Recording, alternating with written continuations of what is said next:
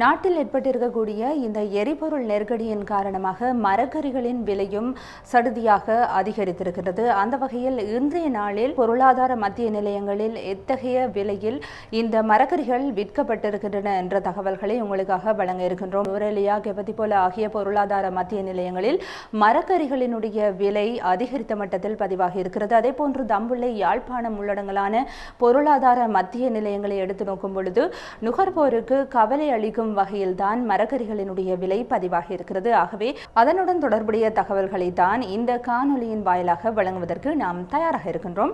அந்த வகையில் carrot 1 kilogram நுவரெலியாவில் 310 ரூபாவுக்கும், கெபதிபோலவில் 300 ரூபாவிற்கும் விற்பனையாகி இருக்கிறது. அதேபோன்று 1 கிலோகிராம் தக்காளி நுவரெலியாவில் 100 ரூபாவுக்கும், பச்சை வீட்டு தக்காளி கெபதிபோலவில் 850 ரூபாவுக்கும் விற்பனையாகி இருக்கிறது.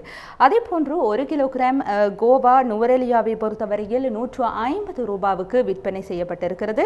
கெபதிபோல பொருளாதார மத்திய நிலையத்தில் 120 ரூபாவுக்கு கோவா விற்பனையாகி இருக்கிறது.